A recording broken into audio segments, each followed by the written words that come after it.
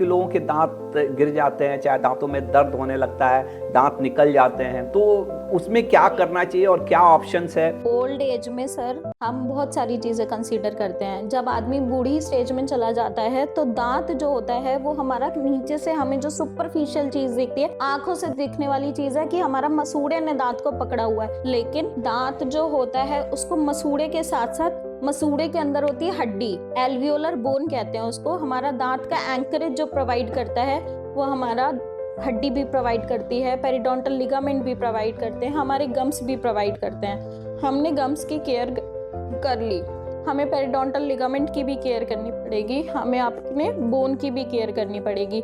लेकिन ये सब चीज़ें सिस्टमिक डिजीजेस पे भी डिपेंड करती हैं, हमारे एज फैक्टर रिलेटेड जो भी प्रॉब्लम्स होती हैं उन पे भी डिपेंड करती हैं। पेशेंट्स को अगर ऑस्टियोमाइलाइटिस हो गया, ऑस्टियोपोरोसिस हो गया, बोन रिलेटेड कोई डिजीज हो गई, आर्थराइटिस हो गया, बोन का इशू हुआ और वो ट्रांसफर हुआ आपके एल्वियोलर बोन पे, तब बोन कमजोर हो गई, एंकरेज कमजोर हो गया, तो दांत जो है आपके मूव करने लगेंगे।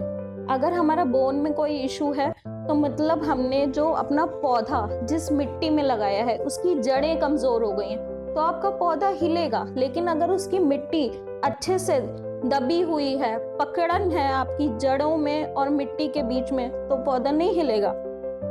ओल्ड एज के बाद ऊपर की भी लेयर जा रही है, नीचे से भी मिट्टी आपकी कमजोर हो रही है, तो इस वजह से मूवमेंट्स होने लगती हैं। एक टाइम के बाद पेरिडोंटल लिगामेंट भी हमारा वीक हो जाता है। पेरिडोंटल लिगामेंट होता है हमारा दांत और हमारी हड्डी के बीच में एक स्ट्रक्चर प्रेजेंट होता है जो एक हार्ट स्ट्रक्चर को दूसरे हार्ट स्ट्रक्चर से जोड़ता है, इसलिए दांतों में उसको कहते हैं पीडीएल, पेरिडोंटल लिगामेंट। तो जब बुढ़ापा आता है तो गम भी कॉम्प्रोमाइज हो जाता है, हड्डी भी कॉम्प्रोमाइज हो जाती है, पीडीएल भी कॉम्प्रोमाइज हो जाता है। तो उन केसेस में कभी कभी हमें बोनी सप्लीमेंट्स, बोन हेल्थ के लिए जो सप्लीमेंट्स हैं उनकी भी सहायता लेनी पड़ती है।